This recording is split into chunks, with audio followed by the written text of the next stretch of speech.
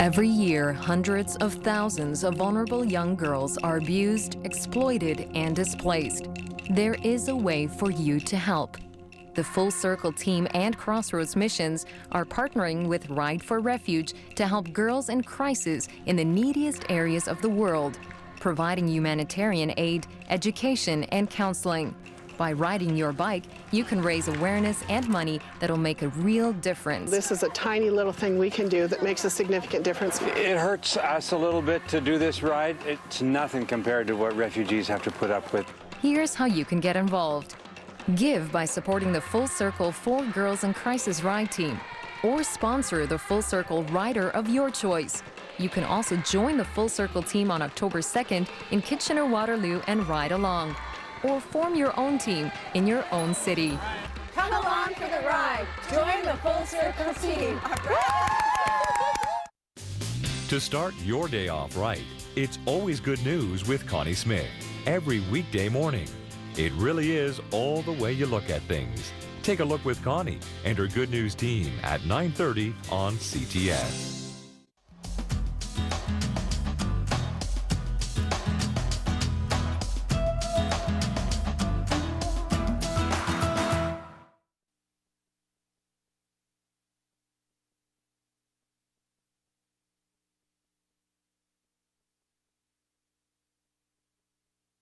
Living Clean is a presentation of the Canadian Centre for Abuse Awareness and is brought to you by Vita Novus Treatment Centre and Addictions 911.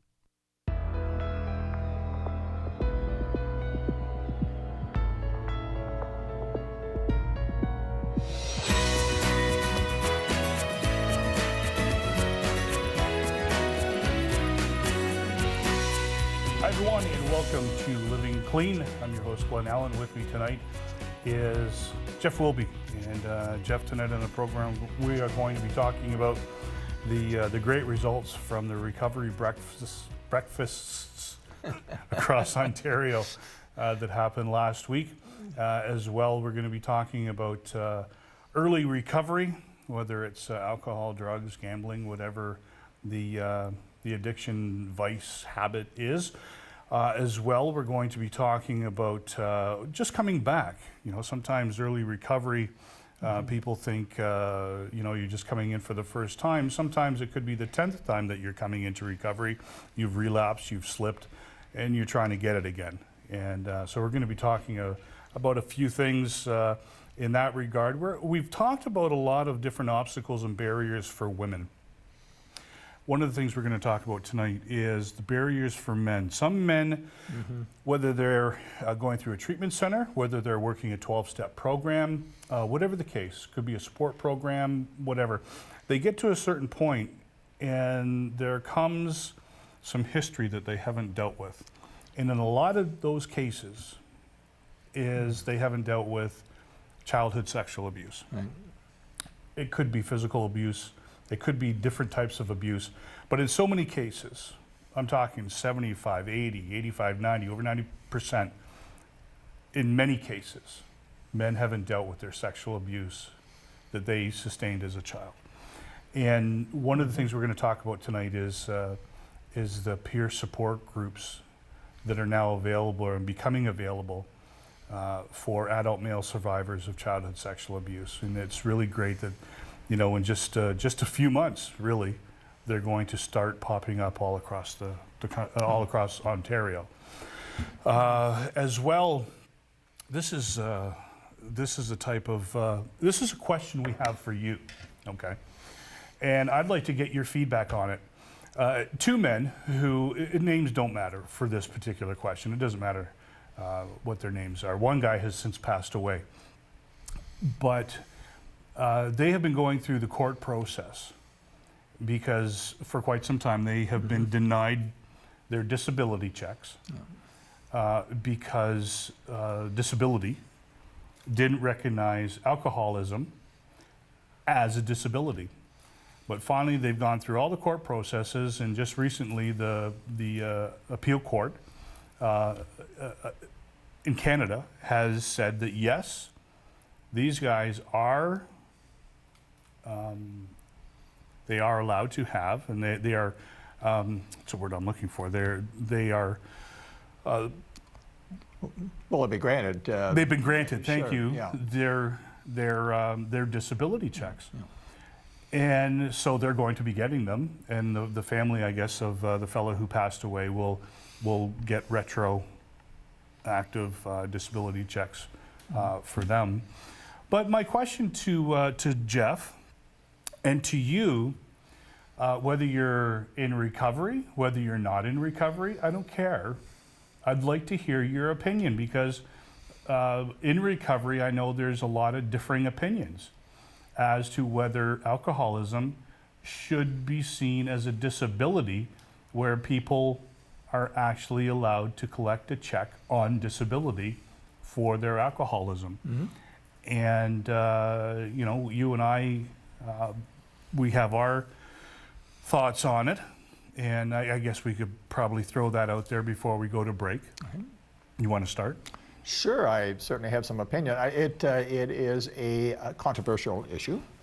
It has its complexities, but I think this is where I stand on it.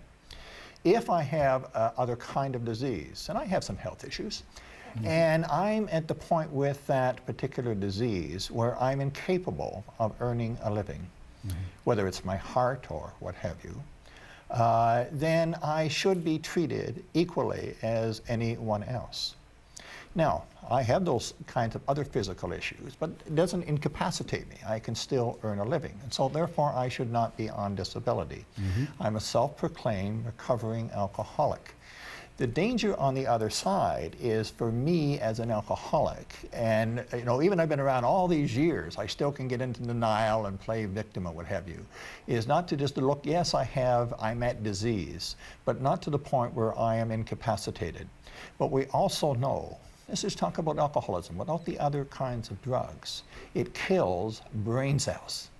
And if, in fact, you have reached that point, you know, in the vernacular of have a wet brain, you're incapable of earning a living. Or, in fact, if you have, along with that, say, a mental disturbance in terms of anxiety, mood disorder, that are so crippling that you cannot earn a living, then, in fact, the matter, in my opinion, you should be granted disability pension. And the fact of the matter is that the courts took a look at that and said, yes, under our just society, and our Constitution, if you like, that this should be allowed. So I applaud the appeal courts here. However, there needs to be that kind of assessment, that we don't fall into, oh, okay, I'm a recovering alcoholic, I'm going to go get the pension. You know, because I know the old timer said to me, you know, pick up a hammer. I mean, you know, if you can pray for potatoes, but you better get out the hoe. And told me that, you know, go get a lunchbox and get to work. Yes. That's my view. And that was, you and I talked a little bit about it before the program, and I'm of the same mindset, and that is, we talked about wet brain. And there are people who I know look at alcoholism and say, well, that's a choice. And you start out, you know, drinking, and it becomes, listen, it was the medical profession deemed it a disease, so that's not even up for discussion in this. That was decided quite some time ago. So I fully am behind what you said in regards to the wet brain, and basically is what you said. If you can work, just because you're an alcoholic doesn't mean you can't work. But if you have come to the point in your disease where, you know, you're incapacitated and it's a real sad state. I mean, to think that someone's getting away with something, you don't understand it, and you've never seen somebody in that condition. It's a living hell. And I think, you know, society, we need to understand that this is a health issue. It is. Right? Now, my behavior can be, right, well, could be criminal, I mean, in the sense of breaking the law, what have you. But essentially, we have come to grips that this is a health issue. And so I think that, although it's controversial, and I think that not everybody should be able to go on disability, right? I'll tell you one thing, for me it was good to become a productive citizen, start to work and pay my taxes. Right? I felt okay, my self-esteem went up, and wow, I'm still a productive person. And that's the whole thing in terms of talking about the recovery breakfasts. That's the celebration of recovery. Well, you have, like we had in that room, just using that analogy, we had 300 people, and people who picked up awards, and people who who were part of that celebration, whether they're on the stage or not, they were so, the gratitude. Yeah. You know, there are so many people that when they finally get a whiff of what it's like to be able to begin to get healthy from their addictions and begin to be treated for their mental health issues. Yeah. For me, it was what an eye opener. Mm-hmm. Yeah. What a, you know, for years wanting to, you know, having good jobs and really wanting to stay in that, in those professions. I had a couple of great jobs that, you know, up until recently, I wish I still had. But I couldn't go back and, you know, you can't cry over spilt milk, and I have to move forward and now look at my life. It's great. But in the meantime, I mean, you know, most people that when they get healthy and get clean and sober and begin to become active in their recovery, these people, we want nothing to do with going on disability and being on welfare, and there's some people on welfare because they can't get jobs. I mean, I don't paint, and we can't paint everybody with the same brush. Look, I've collected UI. I've been on, you know, welfare when I was drinking. Me too. I mean, that's the way it was. Yeah. And I don't want to go back there. And so I keep moving forward, but thank God it was there when I needed it. So anyway, to say all that, for the gentleman who is still alive, and God bless him for fighting for it. Indeed. You know, he has some people working with him, and if he deserves to be on it, then I think he should have it. Yeah. And if people need to be on that because of the circumstances they find themselves in now, then they need to be on it. But we are interested in what you say. Yeah. The lines are filling up. We're talking about this issue. We're talking about the recovery breakfast. We're talking about early recovery. We're talking about relapsing and coming back to treatment or coming back to the rooms, or, you know, whatever it takes to come back. We're also talking about men and reaching a point in their recovery of not moving forward because they haven't dealt with abuse issues. So there's a lot on the plate in tonight's show. Like I said, I say this every week, don't wait until midnight to get on the phones. There's only 2 more lines open right now, and we're getting ready to go for a break. And when we come back, I guarantee you the lines will be full. So call in now to be a part of the program. And when we come back from break, we're gonna go right to the phones, More Living Clean, right after this.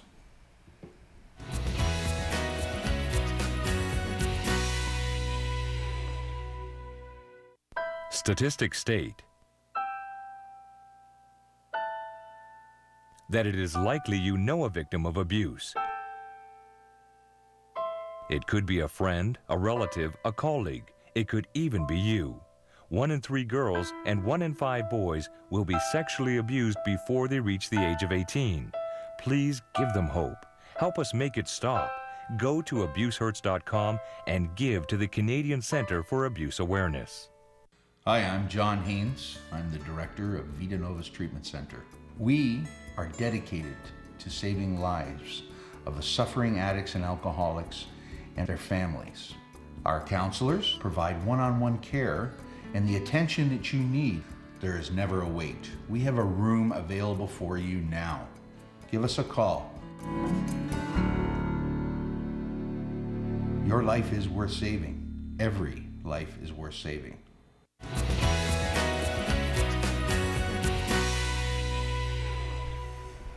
And welcome back to Living Clean. I'm Glenn Allen, Jeff Wilby. You know, watching that Vida Novus commercial, you see the trampoline there? I did. I did. That wasn't Hainsey, was it? I don't think so. And you know he's watching the show right now. I'm just having a little bit of fun with it. John, was that you? Was that you doing the flip on there? Well, if it wasn't, next clip we'll do it with you, John. Eh? Yeah, well, we'll keep our eye open. Yeah. I'm just messing with him. It wasn't him. Let's start on the phones. Raj is on line 5 in Toronto. Raj, how you doing? Hi, how are you? Good, how are you? Good, thanks. Good, go ahead, please. Pardon? Thanks for taking my call. What I wanted to say was that I'm really concerned about, allowing alcoholism to be considered to be claimable under disability, because that would eventually lead to the validation of other higher drug uses like heroin and cocaine and stuff, and it would lead to that. I would rather see the money spent on initiatives that would help bring people out of alcoholism through federal programs or something, rather than making it the disability claim. Yeah. One of the things that, and I'm not 100% sure yet, and so far what I've read, it hasn't really jumped out as being really clear yet, Raj, is that I'm not sure that the one person who's still alive, whether he is, there's a place here in Hamilton who helps people who are basically into palliative care because of their alcoholism. And I'm not sure that this guy isn't in that state. And really, there's not anything anybody can do but try to sustain him. And I think we have to do a lot more research on it to understand that just because someone is an alcoholic, does that mean that they're going to open up the door for disability? Or if you are an alcoholic who falls into the palliative state, if you will, you've become, you've gotten to a point in your alcoholism where treatment isn't going to work anymore. Basically, they're just going to ride out the rest of your life in a state that we call wet brain, where there's no coming back. And from what I understand that to be, that's what they're doing. Because I really can't see them opening up I can't see them opening up to every single alcoholic and saying that, because there's so many recovered alcoholics or recovering alcoholics, depending on how you want to say that are functioning. I mean, as long as you're functioning, just because somebody hurt their back, as long as they can still work, they don't get disability. And just because somebody was in a car accident, because of their injuries, they're not going to get disability. They have to prove that they can't work. So just to say that because someone is an alcoholic, that's not enough to qualify for disability.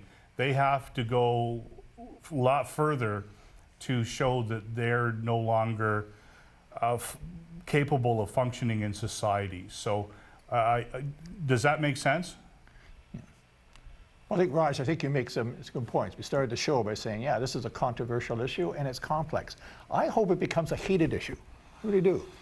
People get passionate about this because we don't talk enough about, and I agree with you. I mean, there needs to be more resources poured into prevention, into treatment, and helping people and follow-up and what have you.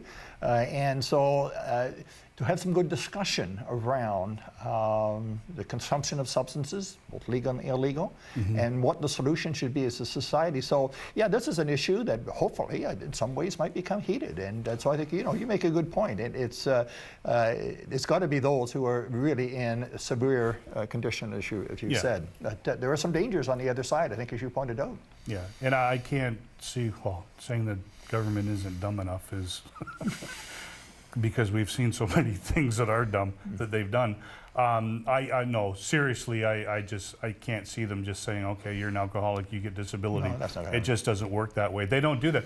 I mean, sleep apnea, the government needs to start looking at sleep apnea because people's lives are changing severely because of sleep apnea. They still don't know everything there is to know about sleep apnea when they really need to start looking at it because it is a disability and people are dying because of it. And, so that's one thing that they're out and out saying no to across the board when they need to open their eyes and, get their poop in a group on something that is very severe. We're going to go to Anita in Burlington on line 1. Anita, how are you? Good evening. I'm good, thanks. Go ahead, please. I have two comments here.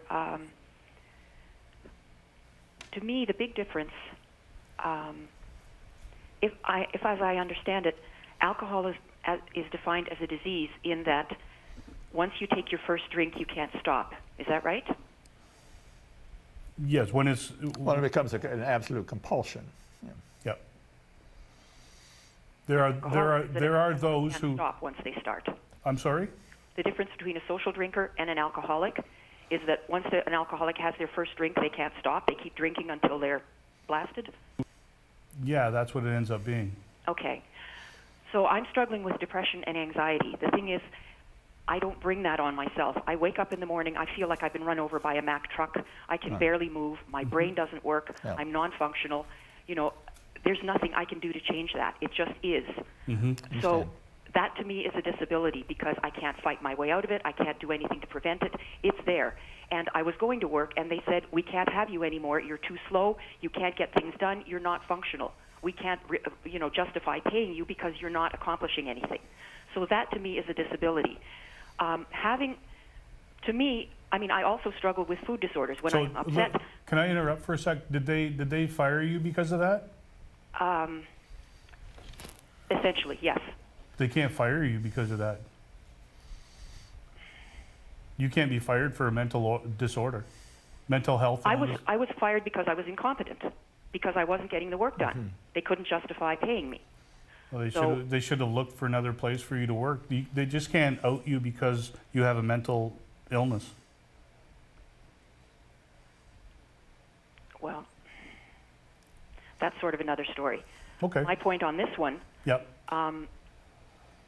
I mean, I guess I never argued it because to me, if someone can't work, can't produce what you're paying them for, then it's justified that you don't continue paying them because, they're not earning their keep. So we'll leave that for another time. Right now, my point, though, is I had no choice over that. Much as I grit my teeth and I try and make myself to think, it got to a point where I just couldn't, it would take me forever to get anything done, and so I couldn't. Now, conversely, I have the kind of depression, unlike some people who lose their appetite. When I'm depressed, I eat everything in sight. Yeah. And I have trouble with carbohydrates. I'm a self-confessed carbohydrate addict. Yeah. So, but it's my choice whether I put that first muffin or piece of chocolate or sugary thing into my mouth. Because if I don't, then I won't go on a carbohydrate binge, okay? And the depression I deal with antidepressants. Now, it keeps me from being, like it can bring up my mood. It still doesn't make me think properly, so that's a problem. Yep. But to me, an alcoholic, nobody sits there and pours alcohol into his mouth. It's But I think one of the descriptions of an addiction is that there's also a mental compulsion along with once you ingested the substance. I think what we're talking about here are extreme cases where in fact, and I don't know this particular case in front of the appeal courts, but the fact of the matter is that at that point, I would gather those who would be granted disability, at least in this case, have that extreme, have reached that kind of extreme condition where in fact they are not able to perform, as you suggested and have shared with us your difficulties and challenges. So we're talking, I think, about a very small number here. We're not talking about huge numbers. And you're right. And people would say that for me. I know when I was out there abusing substances, that we didn't pour it down his throat, but I can tell you that I needed help and assistance and quite a bit of time to actually get over that mental compulsion to picking up that drink. Yeah, and the other thing, Anita, too, is, as an alcoholic, I would get in so many messes with my own life. And people would say, well, I didn't get in trouble every time I drank, but every time my life was in a chocolate mess, I had been drinking. And people say, well, if that's the way things go, why do you drink? And I might go a few days without having a drink, and then I drink. And I just couldn't stop. And it wasn't because I'm stupid. It's not because I'm an alcoholic. And, I got stabbed and almost died at 23, and most people probably would have stopped drinking. I almost died. I came within hours of dying. And I was back, that was on a Thursday night, and I was back out in the bar on Saturday. But Anita, I think it's crazy. Thanks for your call, because I think that, you know, there are varied opinions on this, and I think the only way to get to some solutions sometimes is to really discuss these issues. So. And it is great. And the other thing you can do, and I don't mean any disrespect by this, is go online and read up on alcoholism and drug addiction, and you know, that's how I learned about mental health. You know, I had various doctors from different places in here, and we were talking about from depression to anxiety to, oh my goodness, all sorts of different mental health illnesses, and that's how I got to know it. I started to study it, and I think you'll be able to understand it a little bit more, because I see the people coming out in the posts that they make online or in the newspapers and stuff like that. And if you at least read up on it, you won't make the comment that, you know, it's cancer and diabetes is a disease. Alcoholism is willpower, because if you truly understand it, you'll understand that it's not. We're going to break time. Okay, we're going to go to our break right now. When we come back, wow, we're going to go to Alberta, Gravenhurst, Toronto, and a whole whack more. Back with more Living Clean right after this.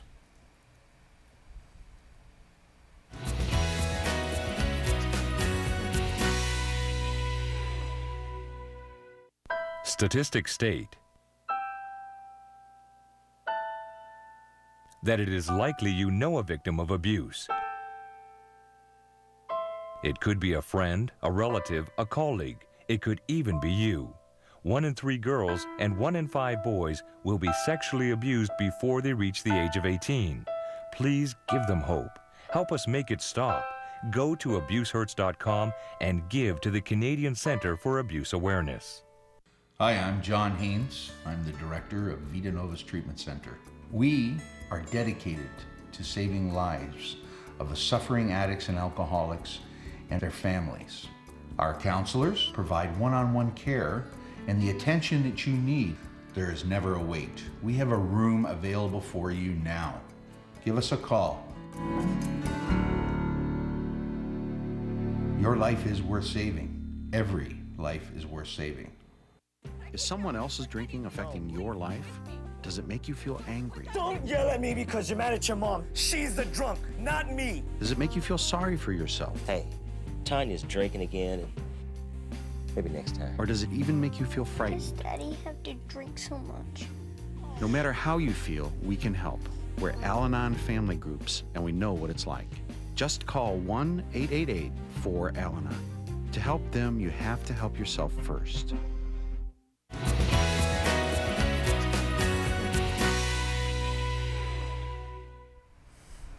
Hi everyone, and welcome back to Living Clean. Glenn Allen, Jeff Wilby. We're going to go to Alberta for Jerry on line 4. Jerry, are you there? Yes, I am. How are you? Really good. I like your set there. Thanks. You did a marvelous job. I've been following you for many years. I had a chance to meet you. I think it was in Calgary, 2002 or something like that, maybe around there. Anyway, I'm a recovered addict. I did do my number of drinking in my youthful years, and then I got married, 23, to a severe alcoholic who's still indulging in that, and we're not together since '96. And maybe because of the hardship that she had created for me and my 4 children, I kind of got maybe a little aggressive against alcohol. But nevertheless, I am a recovered addict, and one addiction is just as bad as the next. Sure. And maybe sometimes people think the addiction that I had is much more horrific in society's eyes. And I know in the Lord's eyes, all sin's the same. So anyway, my question is when I'm really struggling, and I have a hard time because people say, well, maybe you should get back into NA and AA and stuff, and a lot of my wedging to do so is because I believe in Jesus and the Word of God, to be honest and true, and maybe it's my subconscious mind that's telling my conscious state that if he says that he forgives me of my sins and he remembers it not, that's what prevents me from maybe getting into the meetings, because as you know, in AA and NA, they're constantly telling each other and themselves that I'm an addict, and once an addict, always an addict. And with the Bible and with Christ, he says that's not true. Once he heals you and once he forgives you, you're no longer that sinner. Well, I mean, it's important, you know. I'm a Christian, and you know, I still go to my meetings. You know, it's a great place to pass on the message. You know, whether you know whatever 12-step you want to go to, or support you want to go to. You know, sometimes you know that's how he works. Is he works through us. And I've always maintained that if I'm at home, it's pretty hard for him to work through me. Trying to help someone else or someone helping me. You know, life still happens. You know, it's not about forgiveness now. I already got that. But he can work through me helping someone else or someone else helping me. Right now, if your wife's battling the bottle, I mean, Al-Anon's a great place to go for you. It allows like people to help one another. Wouldn't you say, Jeff? Well, I think you've got it. I think it's about love and service, and it's a way to demonstrate. I know, Jerry, for me, nothing gives me greater satisfaction than people, you know, coming up to me and asking for some advice, or, you know, for me to be able to share my little story, my little recovery, and, you know, and reaching out to, you know, reaching out to that higher power. I think sometimes it comes down to language, Glenn, you know, in terms of the 12-step movement and the kind of language is used there, higher power is, you know. So, you know, the reality is that it is about, for me, one of the greatest joys I have is not just the fellowship, but also the idea of sharing and watching other people say, well, that old bird can do it, maybe I can as well. So I think that's, for me, is also there. I love the support. I like hanging around with the guys. Well, yeah. There's some exceptions. But, you know. Thanks, buddy. You know, do you understand that, buddy? A promise keeper. And one thing that we do know is that sometimes we're the doctor and sometimes we're the patient. Mm-hmm. Yeah, you know, it's, I just like fellowshipping with like people, and, you know, I know who, you know, is when it comes to faith, I know who's who. You know, I'm not going there necessarily for that. I'm going to fellowship with like people, and I like that. So I don't judge anybody. I just go and I enjoy my time, and you know, hey, that's we're in good hands with like people, you know, and we're in good hands with God. So I go back, buddy, and check out Al-Anon, because you need that to help you help your wife. Take care. God bless, guys. Okay, bud. Right. Thanks, Jerry. Let's go to Ottawa, because Guy, yes, Guy, is on line 3. Guy, are you there? Guy or Guy? Is he there? Oh. Hello. Hi, Guy, or is it Guy or Guy? Guy. Guy, sorry, buddy. Okay. Sure. Typical English guy, eh? Okay, so let's start at the beginning, right? Get fucked up the ass by a priest. I'm sorry?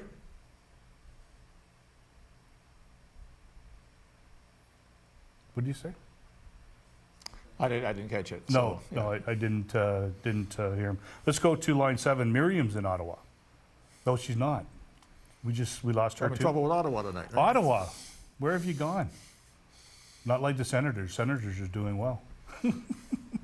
I knew I'd get hockey in there somewhere. Good, yeah. Allison's on line 2 in Gravenhurst, or what's left of Gravenhurst. Allison, are you there? Yes, I am. Did you survive the wind? Yes, I did. How's Very everybody? Nicely, too. Yeah, how's everybody doing there? You guys okay now? Everything's great. Is we it? didn't lose power at all in this town. No? No. Well, that was Huntsville, wasn't it? And Bracebridge, yes. Yeah. Oh, my. Anyway, how can we help you tonight? I just actually was channel surfing, and I ran into the beginning of your program, and I got interested immediately. And that's good. I have lots of opinions, which I keep most of them to myself. Well, I'll share them tonight. But I guess your question was about disability. Sure. For alcoholics and addicts. Mm-hmm. And I can understand a short period of time while they're cleaning out and detoxing. But very, very few people, I think, are that badly damaged that they cannot have a job, unless, of course, they have done something to their body, like had a bad accident or other disabilities.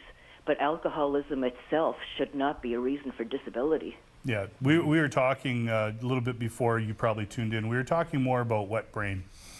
And once somebody's gone too far, that's more of what the government is talking about, I believe. Mm-hmm. And not just being an alcoholic or just being an addict. It's for the people who have, there's no point of return. They can't function. They have to be taken care of. Yeah. If you're at that point where you can't function, I think, again, as you said earlier in the show, I think that there's a lot to be talked about and discussed in terms of what is the criteria for this. I think the courts are just saying that in this particular case, that indeed it should happen. But if the fact of the matter is, I mean, there needs to be far more discussion, how's that measure, who makes the decision? It certainly would have to be medical, where people would say, yeah, this particular individual is not able to function as I'm able to function. Yeah. Yeah, so that's what we've been talking about. So yeah, so your opinion is very much like other people's in that just because someone is an alcoholic or an addict, no. But if there's more damage or whatever the case may be, then yes. Correct? That's right. Yeah. I agree in that case then. I guess that's me running my mouth without really listening, I guess. Oh, I mean, that's, we're just happy that you channel surfed and found us. Now you can watch, now you can tune in every Sunday night. I will be. All right. I think as we talked earlier with Raj, is that what we need to have is healthy discussion on these issues. We do. And unfortunately, it seems to me in my experience that the only time we get discussion is if there's some kind of extraordinary event that happens. Mm-hmm. And so again, as we said earlier in the show, at least I said, is that, yeah, I hope people get passionate about it. And it has its complexities, but that's what's important here, is really to have some discussion around alcoholism. What do we do as a society? Yeah, and I think disability should be shelling more out all the way around anyway, not necessarily to the alcoholics or the addicts, but they're pretty stingy, so. Yeah. I think some people should have it that don't. We're doing something here to change it this evening. Right? Yeah, that's what we're going to do. Yeah. Thanks, Allison. We're going to go to Toronto. Cindy's on line 6. Hi, Cindy. Cindy there? Is it me? Cindy. Oh my God, I have so much things to say to you guys. Okay, go ahead. Take your time.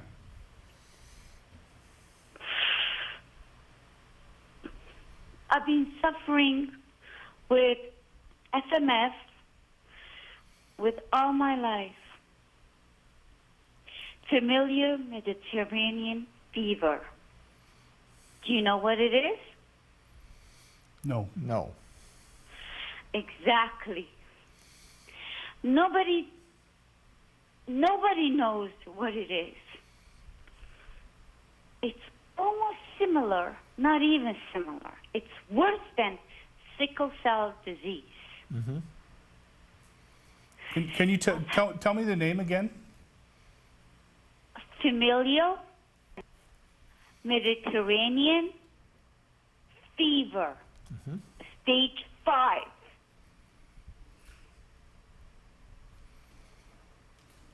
How long have you had it?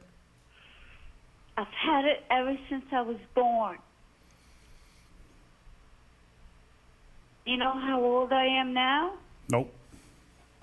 I'm 46 years old, and I'm suffering with it until today. And it's getting worse and worse every day. And are you getting help for it, Cindy? Help? Yeah, is there help or? Yeah, right. I'm seeing specialist here, specialist there, all my life. Mm-hmm. They know what I have, but there is no cure for it.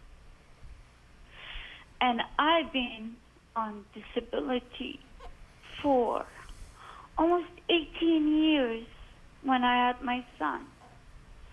When I had really, really bad complications having a son.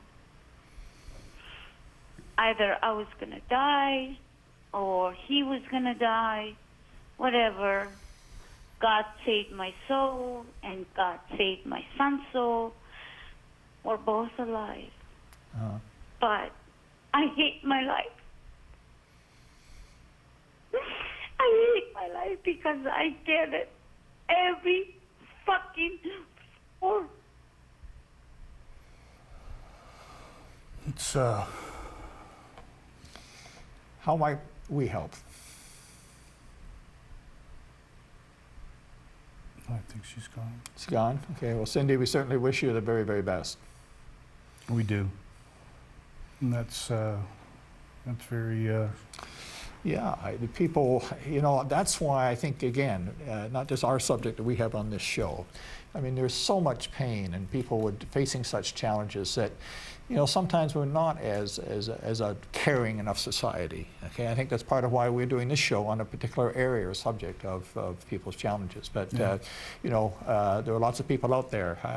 You know, I didn't understand that when I was in my own, you know, addiction. An active addiction, that there are other people out there, you know, my victimization and my self-pity, what have you, that people like Cindy face you know, challenges on a daily basis that I can't fathom. Yeah. We're going to go to line 5 in Toronto. Is it Try? Hello. Hi. Hi, how are you? I'm okay. Hi, how do you pronounce your first name? True.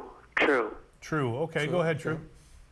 Yes, I just tuned in the TV and I heard you guys talking about the addiction and disability. Yeah. And I have drug addiction, right? And I don't know if you guys can help me with that, but I just kind of didn't tell my problem to anybody. So I want to ask you if you could help me with my addiction or... Sure, what's your addiction, bud? Drug. Oh, what kind of drugs? And heroin. Sorry? Cocaine and heroin. Cocaine and heroin.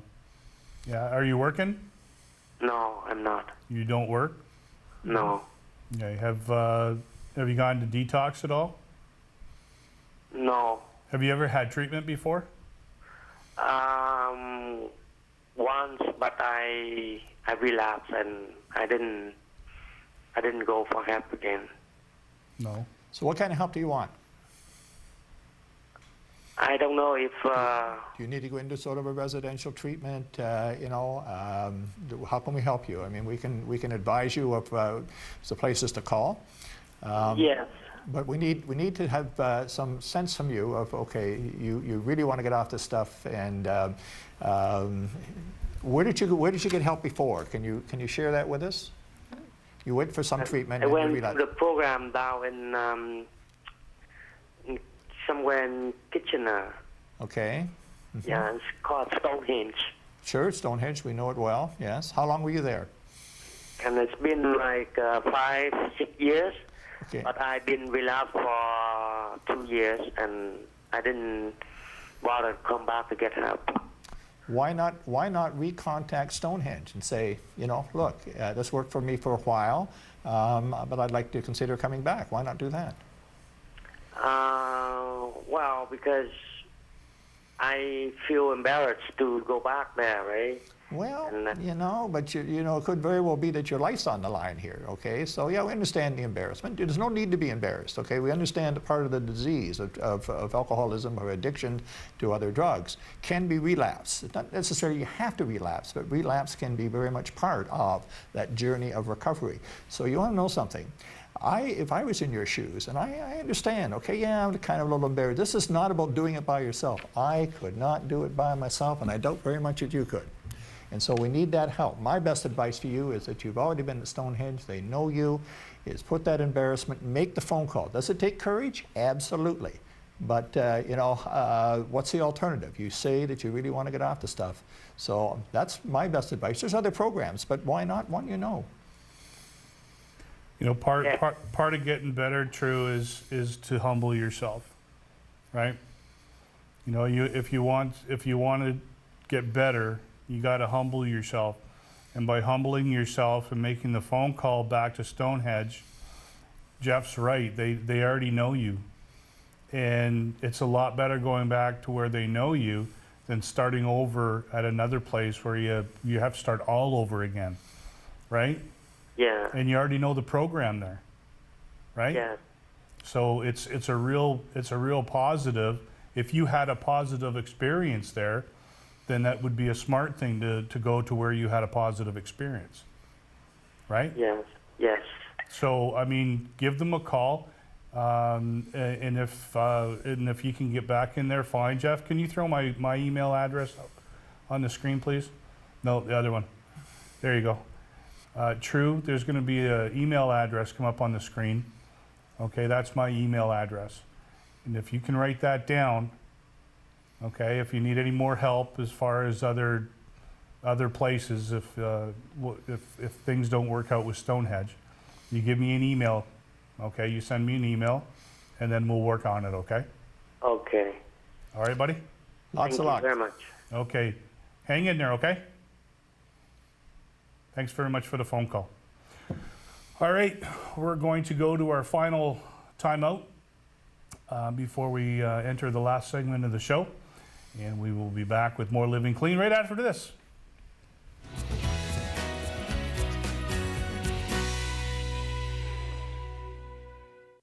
Statistics state that it is likely you know a victim of abuse. It could be a friend, a relative, a colleague. It could even be you.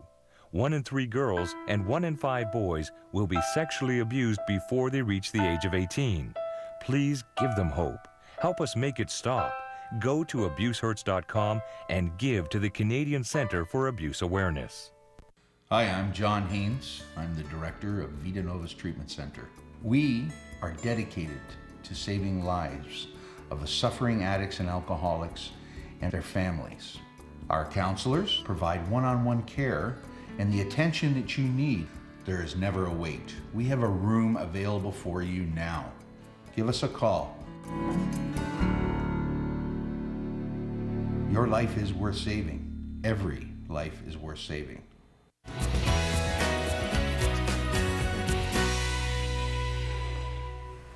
Hi everyone, and welcome back to Living Clean. Glenn Allen, Jeff Wilby.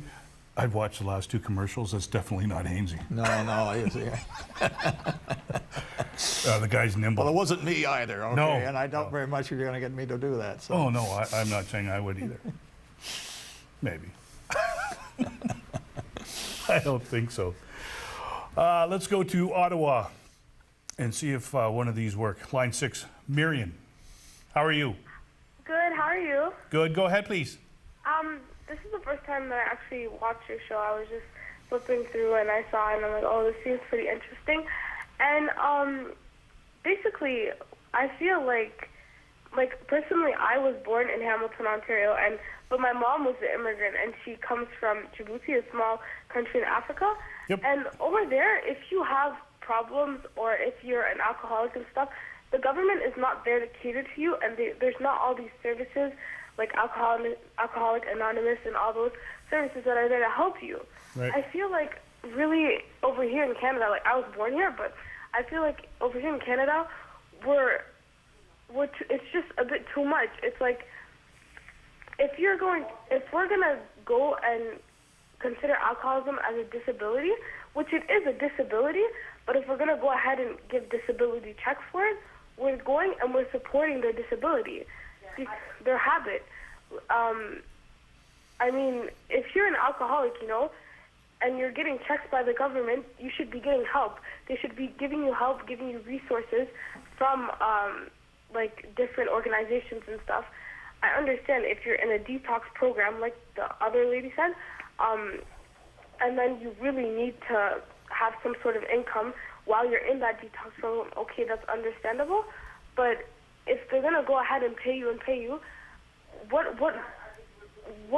advancement are you making in your life? You know, and then again, drug addicts and people who have other addictions like hoarders, etc., they can be like, well, I have a disability, I want to get checks from the government, but they're not making any progress with their life. They're just standing there and they're just sitting there and they're not moving along. I mean, I don't understand. Well, you know what, Marion, you make some good points. And what we were talking about earlier was that functioning alcoholics or addicts don't get disability checks unless they have a disability for something else. Most people who go into a detox or a particular recovery house, most of them are allowed to go on Ontario Works in this province, or welfare in other provinces.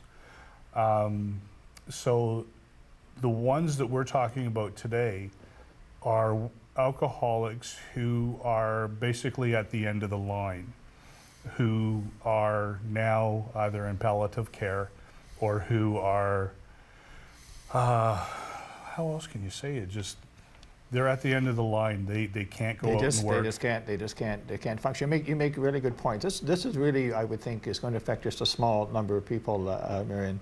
You make that point, but we, again, you probably should not be sitting, as you say, in a detox, collecting a government check. No. That's not really what I understand this is about. No. What we do need to do, I'd like to see more money put into getting, doing the more prevention stuff in terms of dealing with younger people, which you do, Glenn. You work very much in the schools. It is a very serious health, social service kind of problem. But, you know, frankly, I'm so glad that I live in Canada because I have other kinds of issues. One of the things I struggle with is diabetes. And, you know, I don't always manage my diet properly. Okay? And if that gets to the point where, you know, it affects my eyes and I go, you know, those kinds of things, then, you know, we have a society here that says, yeah, okay, we'll take care of you, even though you've been part of your own, you know, misfortune. But again, she makes good points, and that's why I think that we need to have this discussion. We should have more discussion on this show about these kinds of issues. Well, it's almost like, you know, people come down on the alcoholics, but should you know, should smokers have? Well, there we are. You know, should smokers be allowed to have bypass surgery? That's right. Do we say to somebody, well, we're not going to give you a lung transplant, or do you get a lung transplant because you're a smoker? You're not going to come to the hospital because you're a smoker, or you're overweight, and now you've got a heart condition. You know, so we're not going to treat you. This is, we said at the start of the show, this is a complex and controversial issue. So let's get talking about it. Yep. Anna on line 3 in Newmarket. Hi, Anna. Hi there. How are you tonight? Good. Go ahead, please. Yeah, I have a husband who is, I guess, a recovering substance abuser. He uses the methadone treatment program through OATC to rehabilitate himself. He's been clean for over 10 years since we've been together, which I think is absolutely fantastic. The only downfall about the methadone clinics are the fact that the people that go on the program, I feel that if they don't stay clean within the first 3 months, that they should be cut off the methadone, because obviously they're still using opiates throughout the course of their rehabilitation. And I don't think that they should let those people continue on those types of programs. And I also find that abusers like that will find any type of resources to enable themselves. as far as stealing or being dishonest. I've been raised in a Christian family, so honesty is definitely the best policy, right? And it's just, I find that when a person has gone down that lifeline, they're not fully in tuned with their inner beings. Yeah. And they need to reflect back upon themselves and emphasize on their positive points opposed to emphasizing on the negative points of themselves. Anna, let me ask you a question. When's your husband due to come off the methadone? He's still on it. He's still. In fact, the OATC does not encourage them to even come off the methadone. They want to keep them on the program, and they don't tend to wean them off. And I think that's a very unhealthy thing to do because it's just encouraging them to become, I would say, quote unquote, a government junkie. Yep. Well, how do you feel? How does your husband feel about that, Anna, in terms of OTC, as you're saying, or saying, you know, stay on it? How does he feel about it? Well, he would like to come down off of the methadone gradually, but he also suffers from Crohn's. Nice. And because he was a opiate user, he is permanently black flagged. Meaning is he'd never be able to receive pain control management if need be it. You know, so he's kind of put in that catch-22 where he's going to be a lifer on this methadone because of our healthcare system. Yeah, you might want to talk to you might want to get a second opinion on and talk about Suboxone. No, and just if I may, have you been with your husband prior to him going on methadone? Yes, I was. It's I was with him when he was using. What? Okay, how's life now in comparison to then? It has its perks and its downfalls. He goes through emotional roller coaster rides because he has no testosterone level. Right. Methadone brings down your testosterone, and for men that's very serious because it's the #1 contributor to prostate cancer. And OATC doesn't seem to view that as a health issue at all. And as far as I'm concerned, I'm a very well-educated woman, and I've done a lot of research, and it is. And it's bad enough that he has cancer in the bowels, and where else could it spread? Yep. You know, especially considering he has lack of testosterone. Yeah, it's complex. And you know it's what? Complex. The one thing with we have to get to another caller really quick. One of the things with the whole methadone thing is I totally disagree with it open-ended. It should have a date that sees him being weaned off. It's been a cash grab for decades. And I just totally disagree with that. I thank you very much for the phone call. Danny's on line 8 in Toronto. Danny, how you doing? Hey, Glenn. Go Doing ahead. Great, thanks. Go ahead, please. Hi, just wanted to comment on one of the callers regarding the compulsion and not being able to quit. As Jeff mentioned, it is a compulsion, but the funny thing is, it doesn't discriminate based on whether it's drug addiction or alcoholism, based on your race, your creed, your color, whether you're a doctor or a lawyer. So obviously, these people that have the problem, whoever may have the problem, it's not about how intelligent you are or you have no character. Because all these people are addicted, and these are bright people. So if that's the case, then, you know, these people wouldn't be alcoholics or drug addicts. So I did want to make that clear. And you had mentioned also something I quickly wanted to comment on was the fact that it's got to be something very wrong somewhere when, as you mentioned, you almost died and you were drinking 2 days later. And I went through a similar experience where I almost bled to death. And other situations and messes that I got myself into because of alcohol. And I was back. And so, it doesn't make any sense to do the same thing, as I say, over and over again and expect different results. So it is something that's kind of out of our control. Once you pick up that first drink, I guess sometimes maybe you could do it, but you just don't know when. And in most instances, you don't stop until the damage is done. So, Danny, I got to jump in, buddy. We're almost out of time here. I just want to say, Dan, thanks for the call. And, I think that one of the real challenges is for those who have not experienced what we've experienced, very difficult to understand. Yeah. How are we on time? 15 seconds. 15.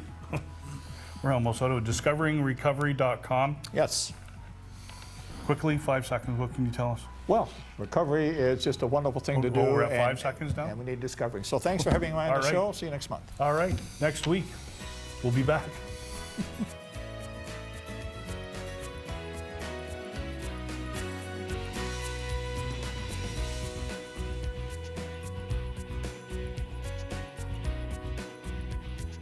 Living Clean has been brought to you by Vita Novus Treatment Center and Addictions 911. Living Clean is a presentation of the Canadian Centre for Abuse Awareness.